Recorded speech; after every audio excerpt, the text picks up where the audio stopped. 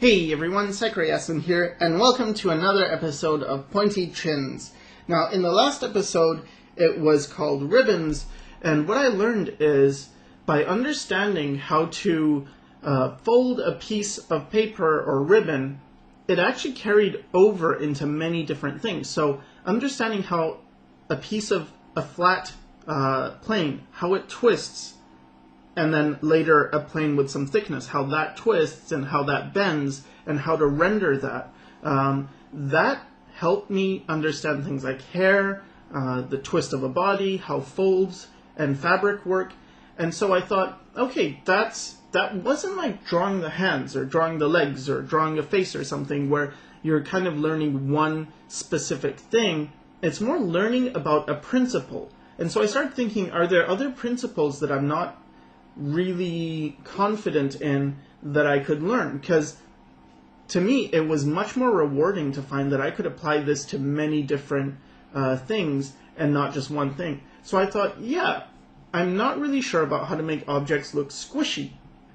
So in the body, for instance, there's a lot of areas like the butts and breasts and things, but also just legs, areas where there's a lot of fat and they could be squished. It's also things like this, where you just have an object and it's squishing into another object, and how do you make it look like that object is having weight pressed against it, and how does it deform?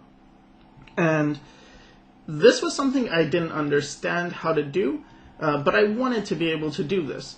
And so I'm exploring shapes, and some of the shapes make sense, but some of them are really abstract, and some of them are just like this, where I wanted to understand how to make a finger pressing into something, and what pops out and what is hidden. And I don't think I did a good job with these two fingers. So the point is, like, I know that I need to be able to do this. I know that it's possible, but I don't know how. And so these are just attempts.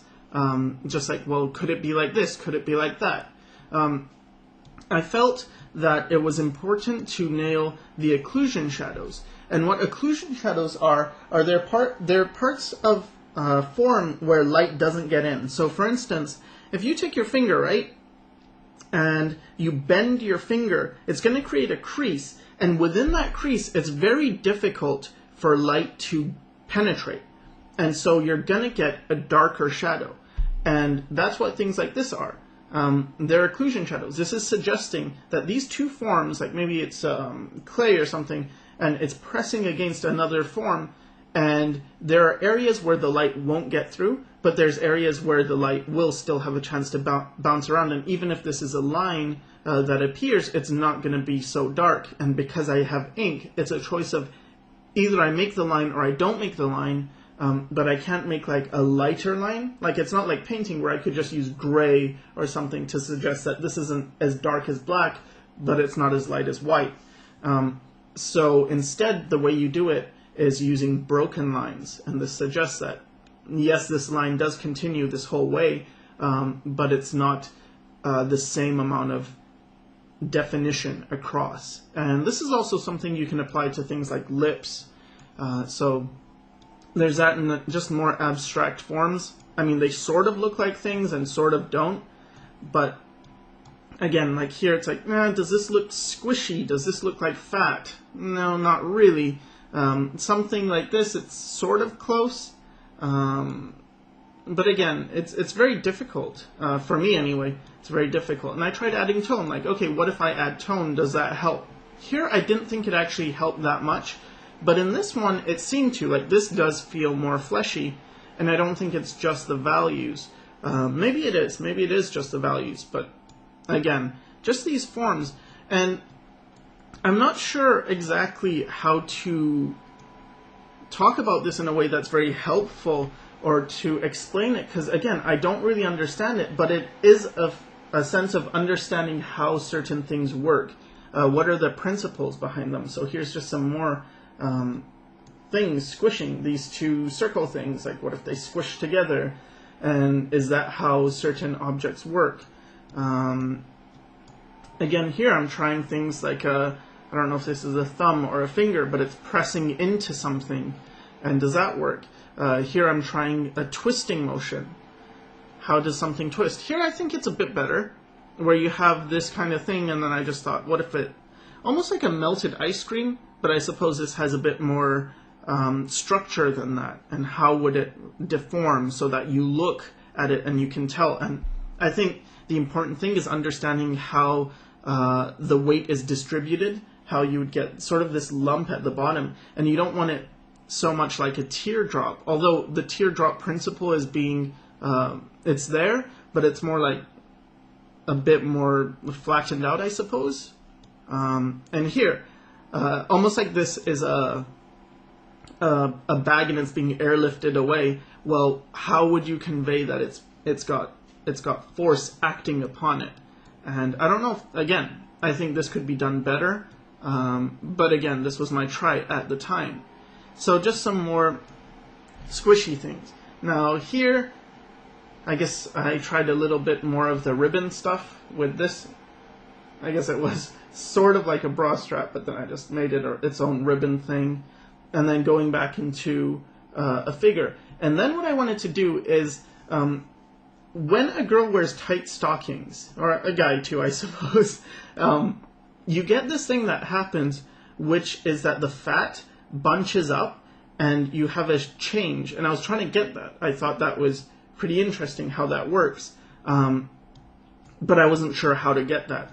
And I talked to Flavia, and what she told me is how it's not very even. It's the more fatty areas that get squished, and so the skin squishes more, but then the fabric holds the skin and the fat in more where it's where you're wearing the stockings. It's compressing, right?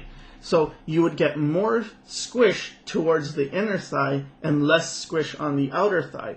And I thought, oh, okay, so that's how I really have to think about this. I cannot just think about it blindly, like, oh, I'm just going to take an object and make it look squishy. First of all, I still had trouble with that, but second of all, it's not how reality works. So here I thought, yeah, this is kind of more like it. This does feel like this has weight to it, and it's being affected by gravity.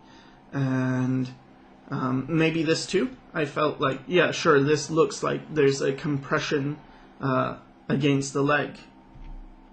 And here I guess I got tired of the squishiness for a little while, and I decided to do some figures. I guess there's some, I like this one, this person here. And is there anything else? I think this one's pretty cool. A little bit of squishiness here, so you can see how it translates over. Like, you work on these principles, and I've never really heard of this before, about really working on certain principles, but maybe it's just that I wasn't aware of this, and maybe it is talked about in certain disciplines.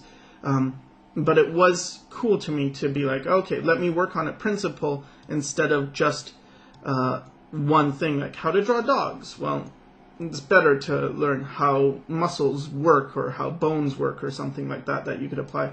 And here's some ribbon stuff. Again, it doesn't look like a ribbon, but it's more of this S curve that I feel much more confident with after exploring ribbons. And yeah, so that's that. And back to some more squishiness. I was also thinking that I have to get the shapes, because, okay, I was talking about very, like, this is the pointy chin thing, so very sharp shapes are kind of what I do, but then squishiness was all about very rounded shapes, very smooth curves and stuff, and it's like, how do I have my pointy, sharper, edgy, angular style and still have these things? Because I didn't want to compromise. And sometimes people say, why are you doing this? Why are you forcing this one shape language, this one thing? This isn't how reality works. You'd have so much more breadth to it if you did more. And to that, I would say that I want to see if I can do it. And also, out of limitation comes very interesting solutions. So there's a painter named Anders Zorn, and he would use black, yellow, red, and white. And using those colors, he would paint the entire painting. So no green, no blue. And so how does he mix a green? Well, he would mix black with yellow, and he would use that color for his greens. And these type of things where you've got an extreme limit on yourself, it makes it so you really think about essential concepts and how to portray this. It becomes challenging, yes, and maybe it's a stupid challenge to some people. They think, oh, that's unnecessary. And for me, why are you only sticking to a triangle if you have circles and squares? Why don't you incorporate all of them? And I think I will incorporate more as time goes on, but for this stage, I really wanted to try and maintain this pointy, sharp, angular thing. And here's some more ribbons with a bit of twisting. You can see it's not perfect, but there's a bit more twisting going on here. So here again, it's some more figures. Again, adding angular things and trying to remember, like, yeah, it's nice to do curves, but try and apply it to sharper images. And here's some thumbnail ideas, just trying to maintain things. And now here again, it's where I'm taking something very round. So this is very round. And now let's make someone walking. So when this person's walking, you know, the fat, it creates certain creases and stuff. And then it's like, okay, so take this and then make it more angular, and does it work? I don't think so in this one. I don't think it's the perfect example of it working, but I do think the idea is sound, that there is a way of getting this to work. But yeah, that's pretty much it. You know, going back to my old very sharp, pointy shapes, but trying to bring in what I learned about occlusion shadows, what I learned about how how fat squishes and areas of tension and areas where there's less tension, and just using everything I can to make my work better. So in the next episode, I'm going to be talking about hair, and I don't know if this episode helped. I really hope it did. But regardless, thanks for watching.